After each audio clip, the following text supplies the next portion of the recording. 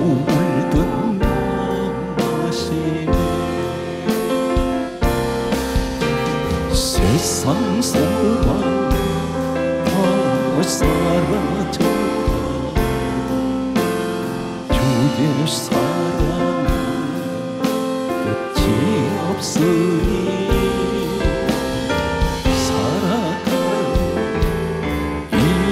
모든 순간 주는 내 힘을 나는 믿네. 주 사랑 내게 있네. 그 사랑이 날 채우네. 주는 내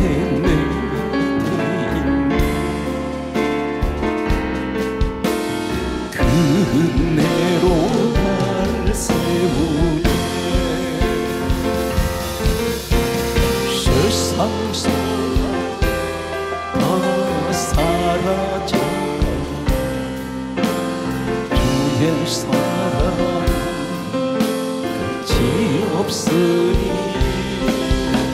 살아갈 이 모든 순간 주의 힘을 나는 믿네. 세상 소망 다 사라져가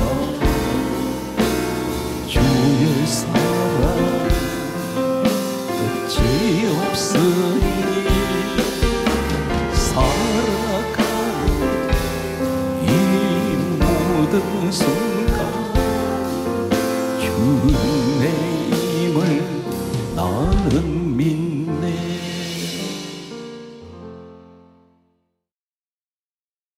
이 땅에 태어나서 평생을 살아가는 동안에 자신의 몸을 통해서 많은 여러 명의 자녀를 또 출산하고 그 자녀를 두고 있는 많은 부모들이 있습니다. 어린아이가 자라면 또다시 그들은 부모가 될 것이고 또 자녀를 낳을 것입니다. 그런데 모든 사람에게는 유전자가 있습니다. 그 유전자는 부모님이 가지고 있는 유전자를 자녀가 그대로 이어받게 됩니다. 예를 들면 나쁜 의미로는 부모가 고혈압이 있으면 그것이 유전이 됩니다. 암도 유전이 됩니다. 많은 질병 가운데 유전적인 질병들이 있습니다. 또 그 자녀들 가운데 주변 사람들이 이렇게 말합니다. 저 아이는 저 아이 아버지를 속 빼닮았어, 이렇게 말하는 경우가 있습니다. 그 유전자를 갖고 있기 때문입니다. 저 딸은 또 엄마를 많이 닮았네, 이런 말을 할 때가 있습니다. 신앙생활에도 마찬가지입니다. 저 사람을 보면 예수님을 보는 것 같습니다. 예수님이 유전자를 가지고 있는 사람이 있습니다. 그런데 교회 안에 모든 사람이 다 예수님의 유전자를 가진 것이 아니라 저 사람이 하는 짓이 왜 저 마귀 짓을 할까? 그 사람을 보면서 마귀의 모습을 볼 때가 있습니다. 과연 여러분은 신앙생활에 어떤 유전자를 가지고 있습니까?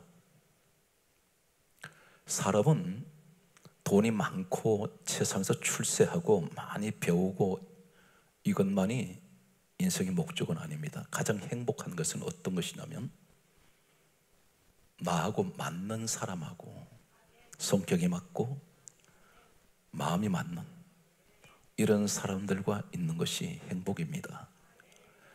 기업에서 사람을 쓸 때는 반드시 모든 기업 쪽에는 그 기업의 철학이 있습니다. 가장 중요한 것은 기업가의 오너의 경영 철학에 맞는 사람을 반드시 발탁합니다. 아무리 사람의 능력이 뛰어나고 아무리 잘났어도 그 기업의 경영 철학과 맞지 않을 때는 같이 일할 수가 없습니다. 하나님이 사람을 찾는데 어떤 사람을 찾을까요? 하나님께서도 우리 하나님의 성격에 맞는 사람을 찾습니다. 아무리 내가 나를 써주세요, 그리고 아무리 무엇을 달라고 해도 전혀 하나님과 코드가 맞질 않습니다. 하나님께서 주실 때는 반드시 목적이 있을 텐데, 그런데 그 목적과는 전혀 다른 모습을 가지고 있는 사람을 보게 됩니다. 우리가 누구에게 돈을 빌려줄 때는 반드시 이 사람이 갚을 사람인지, 이 사람의 성향이 어떤 사람인지를 반드시 살피게 됩니다. 믿지 못할 때는 줄 수가 없습니다. 하나님께서 왜 나에게 그렇게 기도하는데도 응답을 하시지 않을까요? 그러나 하나님 다 듣고 계십니다. 그런데 안 주세요. 달라고 몸부림을 쳐도 안 줍니다. 금식 기도했다 해서 다 응답됩니까? 아닙니다. 작정기도 수없이 했습니다. 무엇인가는 여기에 하나님께서 보실 때 문제점이 있다는 것입니다. 하나님은 모든 것이 준비가 되어 있습니다. 한 예를 들면, 바닷물을 아무리 퍼내도 바닷물은 줄어지지가 않습니다. 하나님은 그런 분이세요. 나에게 다 주셔도 늘 차고 넘치는 모든 것을 가지고 계신 분이 우리 하나님이십니다. 그런데 나는 도대체 무엇이 문제일까요? 하나님께서 지금 나에게 무엇을 요구하십니까? 오늘 본문 속에 모든 문제의 응답이 있습니다. 빌립보서 오늘 2장 5절에 보면 우리 예수님께 대하여 다음과 같이 기록하고 있습니다. 이 땅에 오신 예수님은 누구십니까? 단순하게 하나님의 아들이시다.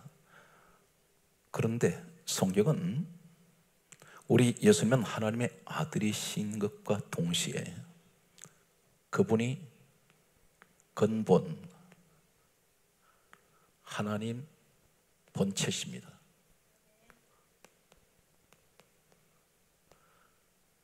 우리 예수님이 하나님 본체가 됐어요. 그런데 성경은 빌립보서 2장 7절은 다음 같은 말씀을 하고 계십니다. 이 땅에 사람의 모습으로 오신 모습에 관해서 성경은 강조합니다.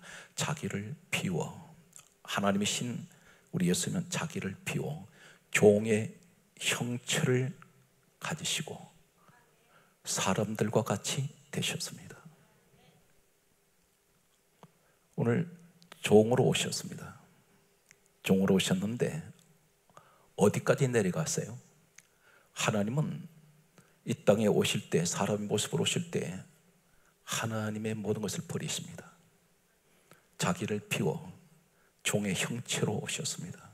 종은 가장 낮은 자리입니다. 내려오셔서 사람들과 같이 되셨는데 빌립보서 2장 8절은 다음 같은 말씀을 합니다. 사람들과 같이 사람의 모양으로 나타나셨는데 자기를 낮추시고 어디까지 낮추셨을까요? 종의 자리까지 낮추셨는데 성경 강조합니다. 죽기까지 복종하셨으니 곧 십자가에 죽으셨습니다. 종으로 오셔서 더 내려가신 것이 십자가에 죽으시는 자리까지 내려가셨습니다. 가장 낮은 자리로 내려오셨어요.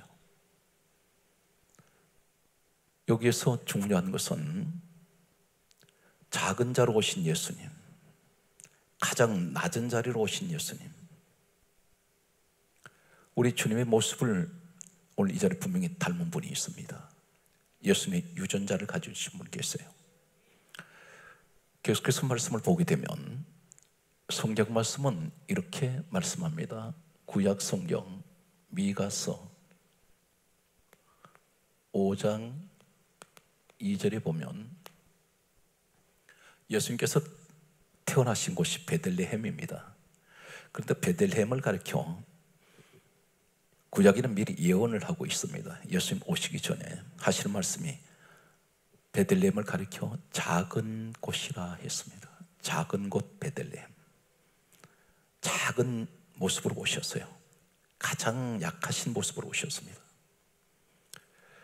우리는 스스로 강해지려고 합니다. 그때 강해지는 것이 믿음 안에서 강해져야 되는데 세상 것에서 자꾸만 우리는 과욕을 부릴 때가 있습니다. 내 분수에 맞지 않는 걸 자꾸 가지려고 그래요. 그러다 보니까 문제가 생기고 사고가 터집니다. 불행한 길 가게 되는 사람들 보게 됩니다. 많은 사람을 봅니다. 그 자리에 올라가지 말아야 될 사람인데 욕심 때문에 올라갔다가 세상 말로 신세 망쳐버린 사람들이 한둘이 아닙니다. 우리 역사 속에서 수많은 사람들 보게 됩니다. 오늘 여기에서 예수님께서 하시는 말씀이 마태복음 11장 29절에 하시는 말씀이 이렇게 말씀합니다. 나는 마음이 온유하고 겸손하니. 우리 예수님은 성품이 온유하세요. 그리고 겸손하세요. 바로 이것이 예수님의 유전자를 가진 사람입니다. 겸손하세요. 겸손하다는 것은 낮은 자리에 자꾸 내려가고 작은 자가 되기 원하고 세상 것 자랑하지 않고 교만하지 않고. 겸손의 반대가 무엇입니까? 교만입니다. 오늘 여기에서 예수님이 나귀를 타셨는데 예수님 오시기 전에 약 500여 년 전에 예언된 말씀이 있습니다. 스가랴 9장 9절에 보면 예수님은 겸손하셔서 작은 나귀 새끼를 타실 것을 예언하고 있습니다.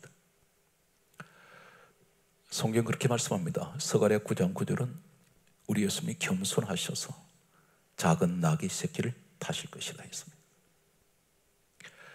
계속해서 말씀을 보면 성경 말씀은 또 뭐라고 기록하고 있습니까? 마귀가 있습니다. 이 마귀를 가리켜서 에스겔 28장 17절에 보게 되면 사단 마귀 타락한 천사입니다. 이 타락한 천사는 하나님 보호자의 자리를 올라가라 그랬습니다. 거기로 올라가기 위해서 하나님 자리를 넘보았습니다. 높아지려고 했습니다. 성경 강조합니다. 이 자리를 가리켜 교만하다 했습니다. 교만한 자.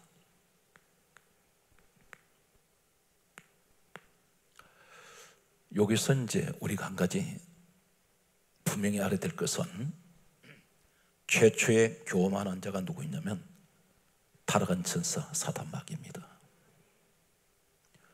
그러면 교만의 원조가 누구예요? 마귀란 말입니다.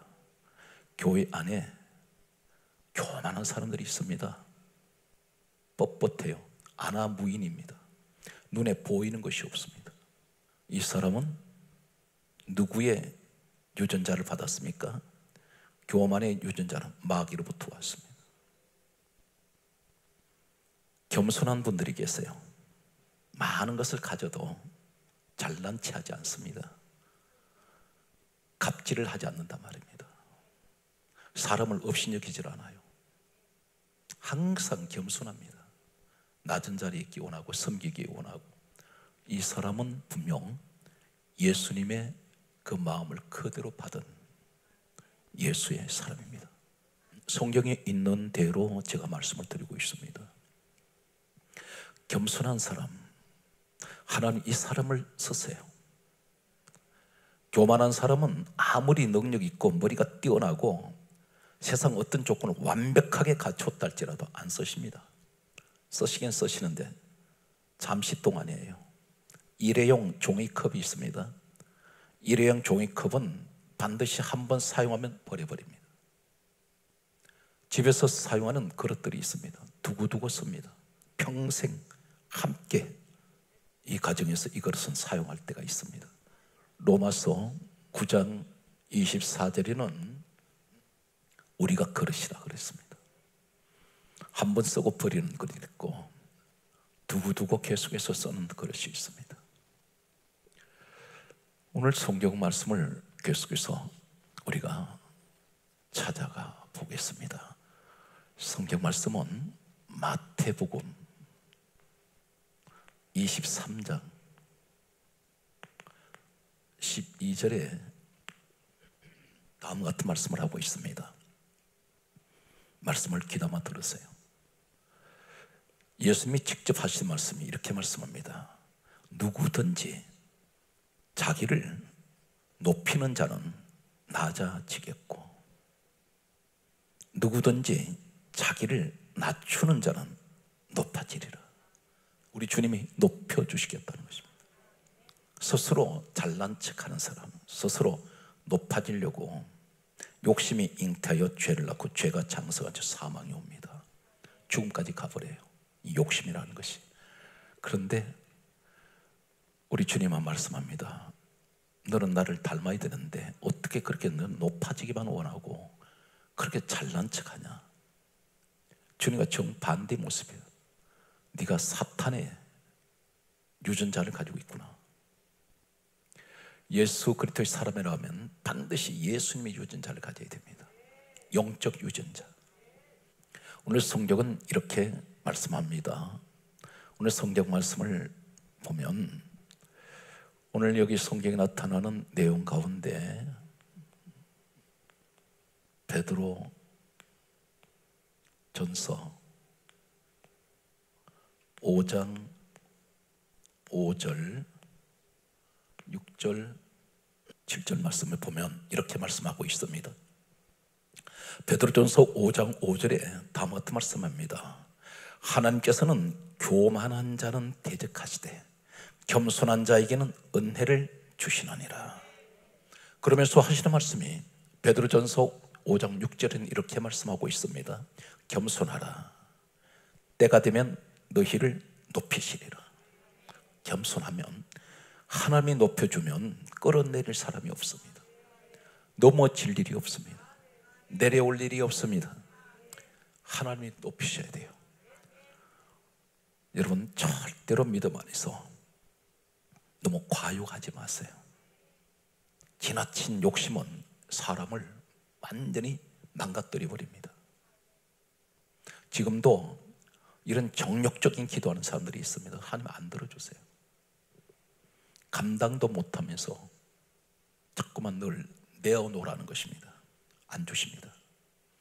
그러기 위해서는 내가 원하는 것을 얻으려면 빨리 믿음이 더 크게 자라야 되고 큰 그릇을 만드셔야 돼요.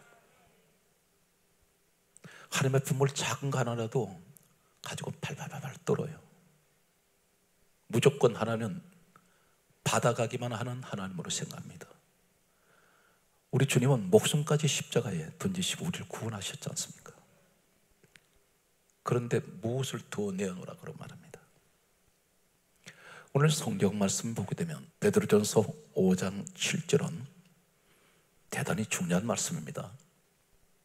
베드로전서 5장 5절에 하나님께서는 교만한 자는 대적하시고 겸손한 자에게는 은혜를 주시느니라 말씀하시면서 5장 6절에 계속되는 말씀이 무슨 말씀입니까? 겸손하라. 때가 되면 너희를 높이시리라 말씀하신 주님이 여기 7절에 이렇게 말씀합니다. 너희 염려를 다 주께 맡기라. 이는 그가 너희를 돌보심이라. 말씀이 이상하게 연결되잖아요. 말씀이 어떻게 됩니까? 겸손하라고 말씀하시더니 바로 이어서 하시는 말씀이 너희 염려를 다 주께 맡기라. 이는 그가 너희를 돌보신다.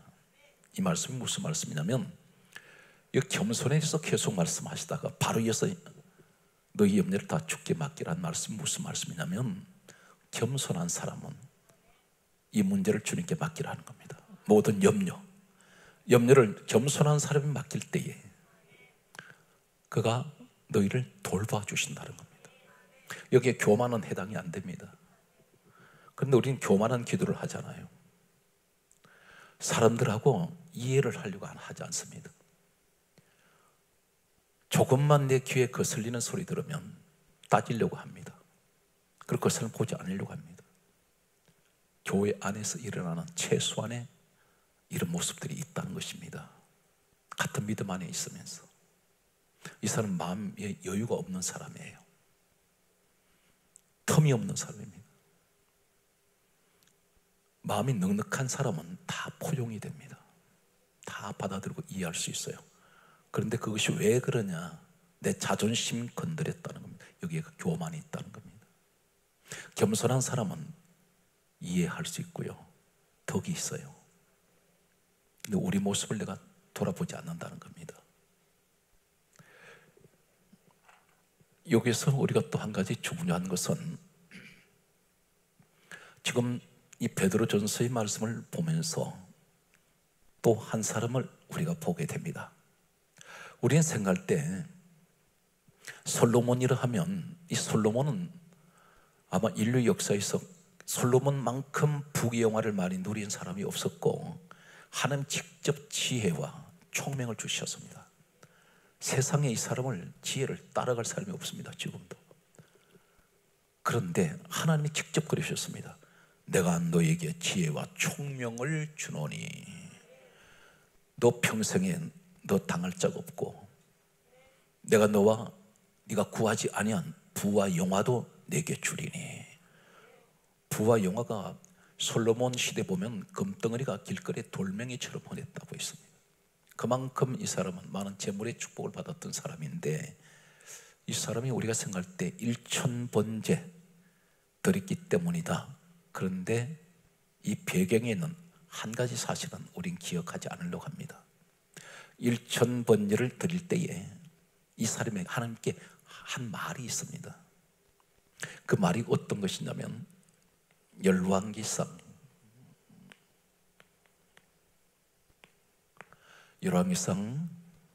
3장 7절에 종은 작은 아이라 이렇게 말합니다.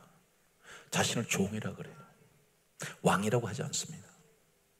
왕이 되고 났을 때 이 솔로몬이 하나님께 한 고백입니다. 나는 종입니다. 그러면서 뭐라고 하니까 나는 작은 아이입니다. 분별을 못합니다. 그렇게 고백해요. 이 사람이 나중에 타락하게 되는데, 그러나 처음 그 초심은 대단히 겸손했습니다. 항상 낮은 자리예요. 그리고 하나님의 백성을 가리켜, 자신이 다스리는 백성들인데도 주의 백성들 있습니다. 내 백성이라고 말하지 않습니다. 우리 모습이 어떻습니까? 내 자식, 내 재산 아니에요. 이 땅 떠나면 다 남의 것 됩니다. 우리는 빌린 인생이에요. 다 그분이 주셔서 내가 누리고 산다는 것입니다. 그런데 우리는 너무도 착각을 하고 있습니다. 이것이 교만이라는 겁니다. 하나님을 모른다는 거예요.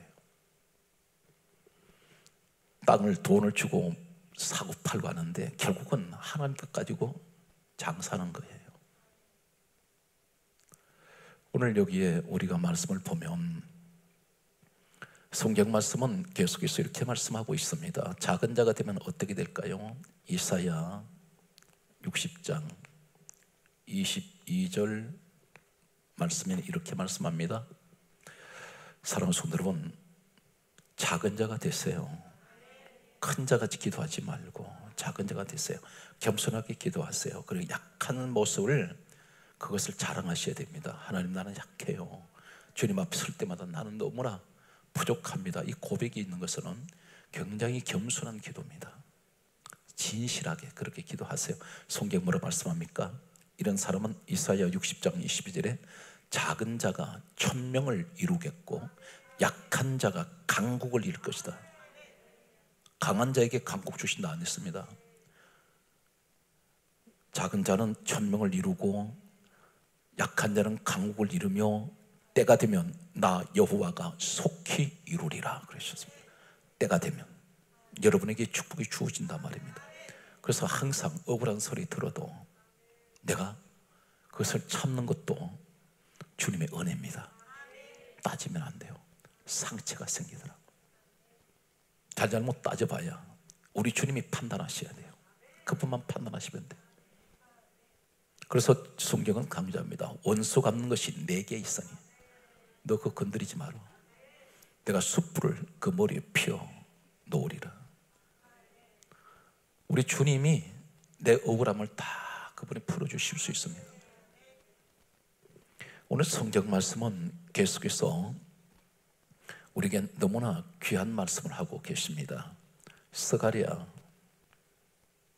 13장 7절에 보면 이렇게 말씀합니다.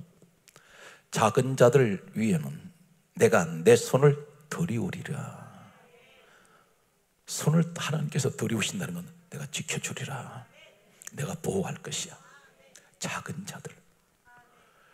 그래서 항상 어느 곳에 가든지 잘난 체 하지 마세요. 늘 겸손한 모습으로 늘 섬기는 모습으로 있으면 주님께서 반드시 축복합니다. 그리고 주님 앞에 기도할 때 무엇을 내놓으세요 하지 말고, 내가 비록 지금 형편은 다른 사람보다도 힘들고 어렵지만 지금까지 주님의 은혜를 생각할 때 전부 감사밖에 없어요. 나 같은 죄인 구원해 주신 것, 내가 오늘 또 이렇게 건강하게 예배 드릴 수 있는 것, 공간도 주셨고 시간도 주셨고, 지금 나는 하나님 내가 가지지 못한 데 대한 것만 자꾸 기도했습니다. 용서해 주세요. 현재 제가 가지고 있는 것 감사하지 못했습니다. 당연한 같이 내가 주님 앞에 뻔뻔하게 기도했던 것, 나는 아무것도 주님을 위해서 한 것도 없는데 지금까지 주님은 나에게 주시기만 했어요. 그래서 바울이 고백하듯이 나는 자급자족한다 했습니다. 현실에 만족하는 사람, 감사가 있는 사람, 절대 이 사람들은 교만하지 않습니다. 오늘 성경 말씀을 계속해서 보게 되면 우리가 작은 자가 되면 어떤 축복을 계속해서 약속하고 있을까요? 오늘 성경 말씀은 요한복음 21장 8절에 보면 예수님 부활하셔서 이제 제자들에게 찾아오셨습니다. 바닷가에 찾아오셨을 때에 이 바닷가에서 제자들이 고기잡이를 하고 있습니다. 그런데 성경은 한 가지 사실을 강조합니다.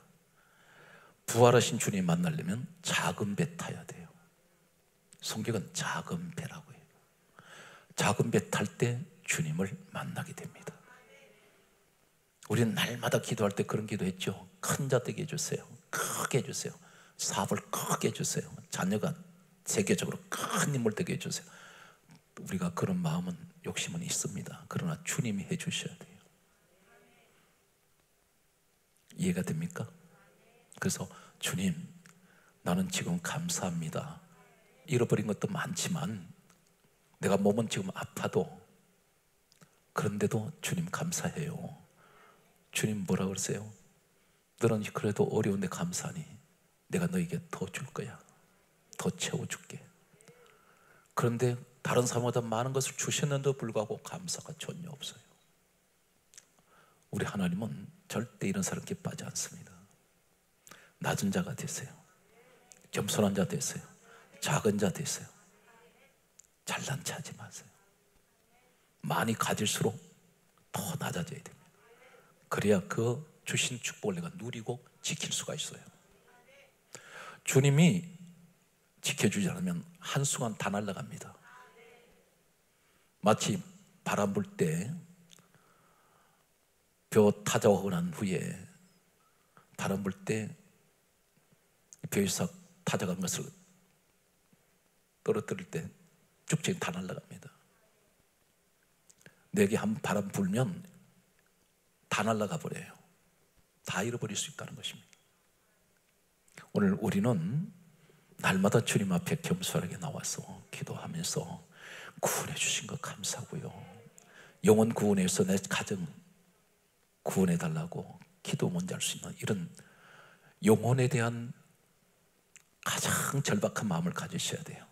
그런데 우리는 대개가 내 가족 영혼 구원은 둘째예요. 솔직한 얘기입니다. 대개 기도한 내용 보면 현실에 먹고 사는 것, 그리고 사업 잘 돼야 되고, 무조건 앞으로 살아갈 일 이것만 가지고 현실이 급급해서 육에 배 채우는 것, 여기에 급급하고 있습니다. 한 가지 반드시 기억하세요. 예수님 이 땅에 오셔서 한 번도 육신의 축복을 말씀한 적 없습니다. 전부 저 천국에 대한, 장차 돌아갈 그곳에 대해서 이 말씀만 하셔서요. 당연히 이 땅에서 먹고 사는 것 여러분 축복 받아야 됩니다. 그런데 첫째는 요한 3서 2절을 꼭 기억하셔야 돼요. 요한 3서 2절에 보면 내 영혼이 잘됨 같이 범사가 잘되기를 내가 너에게 간구하노라. 내 영혼이 첫째 복을 받아야 돼요. 이 순서가 있어요. 내 영혼의 구원, 축복을 먼저 받고 그 다음에 범사가 잘 돼야 돼요. 하늘에서 비 안 내리면 산천초목 땅에 다 말라 죽습니다. 하늘에서 햇빛이, 태양이 비춰지지 않으면요 초목이 자랄 수가 없어요. 다시 말해서 하늘에서 주지 않으면 땅에 되는 것은 아무것도 남아나는 게 없습니다. 그래서 첫째는 내가 하늘의 복을 먼저 받아야 돼요. 오늘 성경 말씀은 계속해서 그래서 이 말씀을 보면 오늘 우리에게 대단히 중요한 말씀을 또 하고 있습니다. 우리가 알고 있는 바울이라는 사람이 있어요. 바울은 고린도전서 15장 9절 말씀을 보면 바울은 어떤 사람입니까? 사도행전 9장 1절 이하에 보게 되면 이 사람은, 그리고 사도행전 7장 58절에 보면 예수님께서 서실 수 없는 사람이었습니다. 왜 그러냐면 최초의 7집사 가운데 한 사람이 가장 성령 충만하고 믿음이 충만했던 사람들에게 칭찬받는 7집사가 있었습니다. 그 7집사 가운데 가장 모범적인 집사가 서대반이에요. 그런데 서대반 집사를 돌로 때려서 죽인 주동자가 나중에 바울된 사울입니다. 이 사람은 예수 믿는 사람만 괴롭힌 사람이에요. 심지어 살인까지 한 사람입니다. 얼마나 교만하고 위세가 등등한지 몰라요. 그래서 이 사람이 위협과 살기가 등등하다 했습니다. 그런데 사도행전 9장 1절 이하에 보면 빛으로 찬란하게 비치는 예수님을 다메섹에서 만나게 됩니다. 빛으로 오셨어요. 여기서 이 사람은 깨져버립니다. 완전히 꼬꾸라져 버려요. 그래서 이렇게 말씀합니다. 사울아 사울아, 이 사람은 예수를 믿는 사람이 아닙니다. 그런데 주님은 이 사람 이름을 알아요. 하늘에서 들려오는 소리가 있었습니다. 내가 왜 나를 박해하느냐. 사울이 언제 예수님을 만나 뵌 적이 없는데 언제 예수님을 박해했습니까? 핍박했습니까? 언제 예수님을 고통을 드렸나요? 그래서 이 사울이 이때 이름이 바울이 바꿔지기 전에 하는 말이 주여 누구십니까? 모르겠다는 거예요. 그랬더니 하늘에서 들리는 소리가 이 소리가 들립니다. 나는 네가 나를 핍박하고 박해하는 예수라. 바울은 예수님을 만난 적이 없는데 실질적으로. 그런데 다메섹에서 이 소리가 들려올 때 왜 네가 나를 박해하고 핍박하냐, 이 말씀이 무슨 말씀이냐면 왜 내가 택한 내 백성들을, 성도들을 네가 박해하느냐. 그 박해할 때 주님을 박해하는 거라는 것입니다. 여러분이 같은 믿음 안에 있는 사람들을 괴롭히고 고통 주고 무시할 때요, 바로 그 사람은 혹 그 사람 모습이 예수님 모습으로 오신지 몰라요. 내가 핍박했던 그 사람이 예수님이 그 사람 모습으로 오셨는지 모릅니다. 그래서 오늘 여기 사울에게 그 말씀을 하십니다. 그때 이 사울은 여기서 변화되어 가지고 나중에 이 사람이 신약 성경 27권 가운데 13권에서 14권을 기록한 사람으로 알려져 있습니다. 어느 정도 능력이 나타났냐면, 이 사람은 사도행전 9장 17절에 보게 되면 성령 충만을 받고 9장 17절에 이 사람 변화가 되죠. 회심을 합니다. 어떻게 회심합니까? 그 살벌했던 사람이, 교만했던 사람이 깨지기 시작하는데, 예수님을 직접 만나고 나면, 성령을 받고 나면 이렇게 모습이 달라져야 정상이에요. 근데 우리는 안 바꿔져 있어요. 이 사람은 어떻게 됩니까? 손수건 앞치마만 가지고 병든 사람에게 갖다 얹어도 병이 떠나가 버려요. 귀신이 쫓겨나가 버립니다. 이 사람은 살아서 셋째 하늘까지 올라갔다 내려온 사람으로, 이 사람이 14년 후에 고백을 합니다.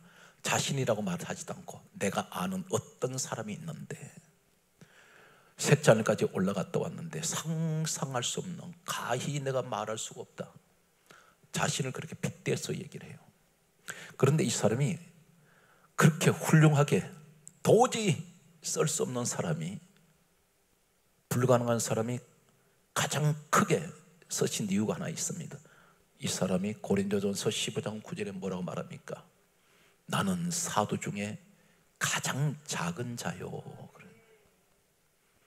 아주 겸손한 사람으로 낮아져 버려요. 이 사람의 고백이 또 뭐라고 말합니까?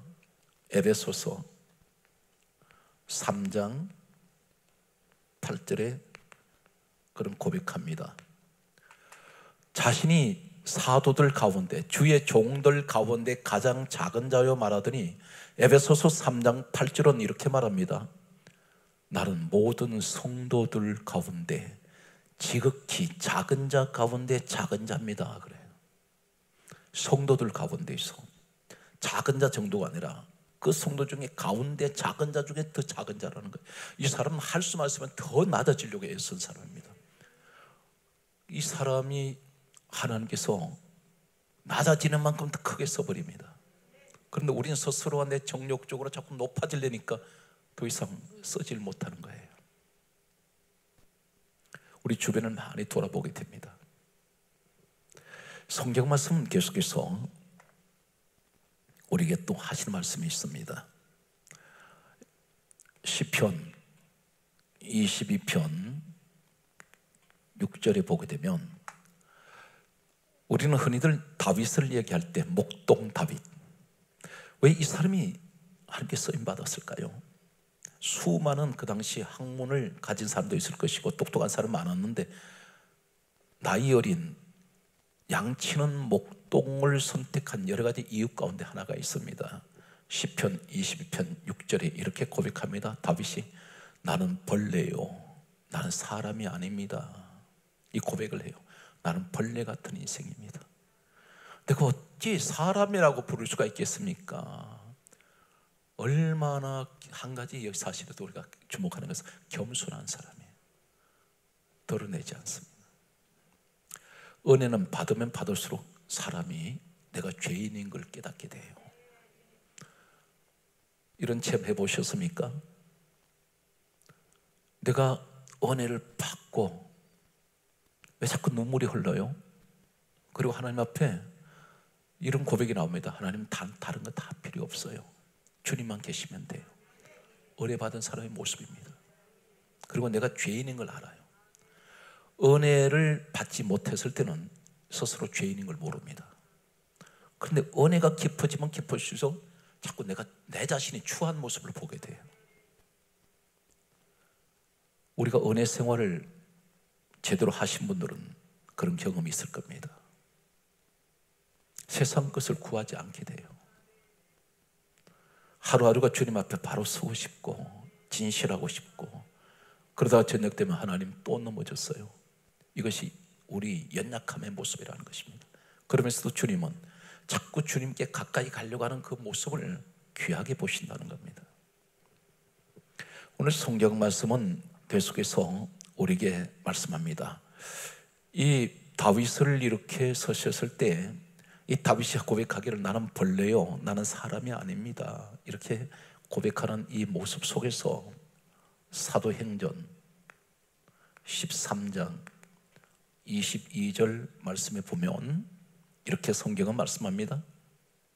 내가 다윗을 만나니 내 마음에 맞는지라. 내 뜻을 다 이루리라.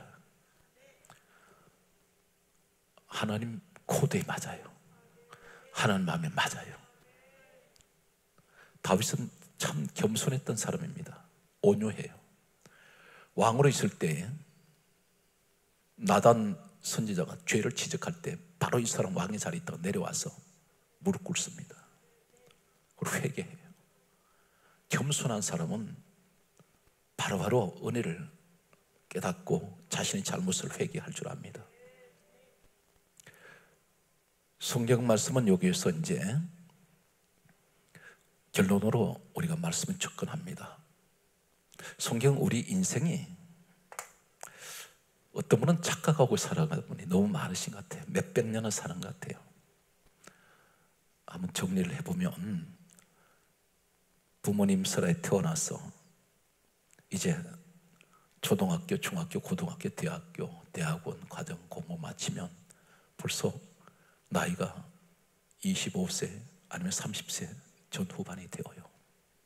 사회에 나와서 어쩌면 그 전에 가정도 가질 수가 있고 이제 기반 좀 닦아서 한 20년 흘러가면 50이 됩니다.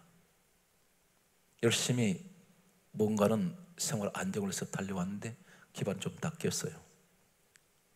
제대로 인생을 살만한 기간은 길어야 20, 30년입니다. 짧아요. 여기에 보면 피 터지게 싸우는 사람들이 있어요. 눈에 불을 켜고 사람을 죽이면서까지 돈 몇 푼 때문에 수많은 범죄가 일어나고 있습니다. 형제도 없고 부모도 없어요. 원수예요. 그 몇십 년 살다 가는데 미쳐 있습니다. 세상에 완전 미쳐 있어요. 그러다 보니까 사건, 사고가, 범죄가 그치질 않습니다. 악으로 가득 찬 그들의 모습을 우리는 때로는 보게 됩니다. 그런데 성경은 뭐라고 말씀합니까? 야고보서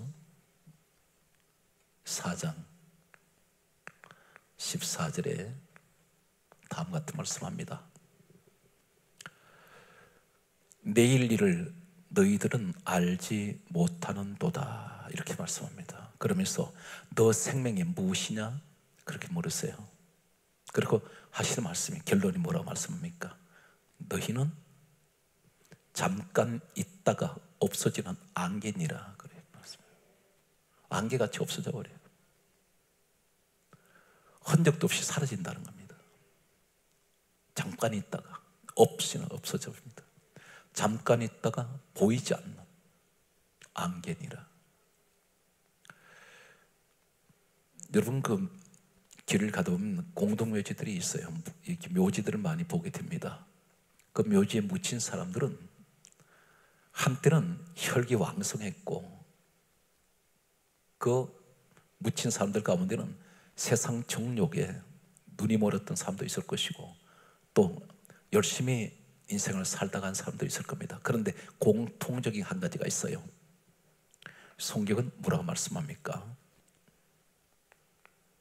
창세기 3장 19절에 너는 흙이니 흙으로 돌아갈 것이다. 결국은 한 줌의 흙이에요. 지금은 우리도 언젠가는 그렇게 묻힐 겁니다. 흙으로 돌아가 버려요. 흙으로 돌아갔을 때 어쩌면 요새는 많은 곳을 개발하고 있습니다.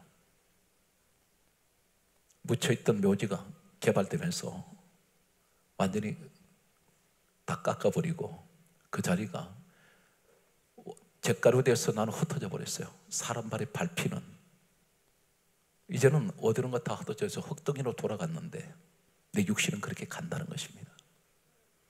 이런 모습을 생각할 때 교만할 것도 없고 내가 혈기를 낼 것도 없고요. 우리 스스로가 어떻게 됩니까? 나는 예수의 사람으로 날마다 성화가 되기를 원합니다.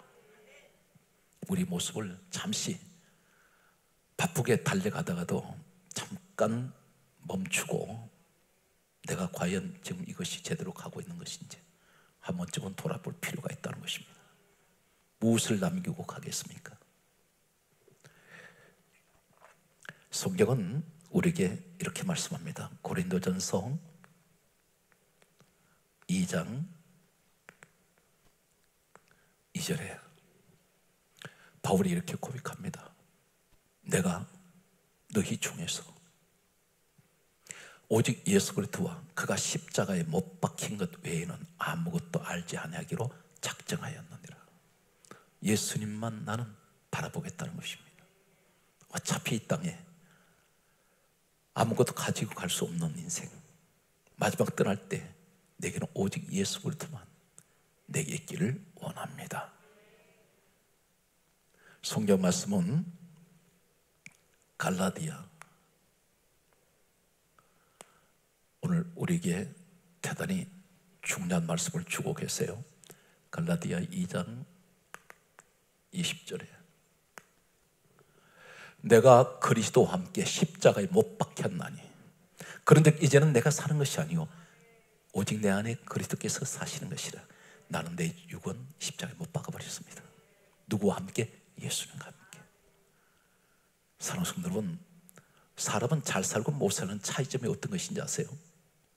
수조 원을 가진 사람과 그리고 지금 내게는 근근히 먹고 살 정도만 생활비를 나는 경제적으로 이익밖에 없어요 하는데 그 차이점이 무엇인지 아십니까?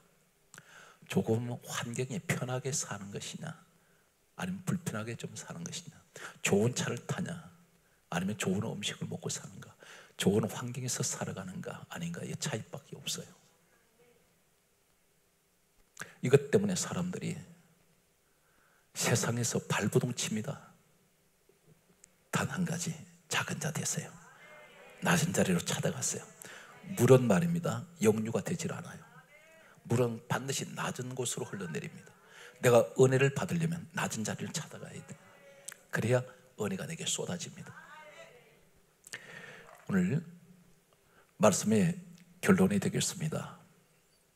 빌립보서 1장 20절에 성경 강조합니다. 내가 살든지 죽든지 내 몸에 그리스도께서 존귀하게 되게 하려 하냐니. 우리는 잘 살든 못 살든 어떤 환경에 놓여 있든지 예수 그리스도만 존귀하게 되게 해주세요. 주님, 저를 통해서 주님 드러나게 해주세요. 주님을 자랑하게 해주세요. 주님 영광만 받기를 원합니다. 우리 이 땅에 떠날 때 할렐루야 찬송하며 떠날 수 있는 그런 믿음의 사람 되시기를 주 예수 이름으로 축복합니다.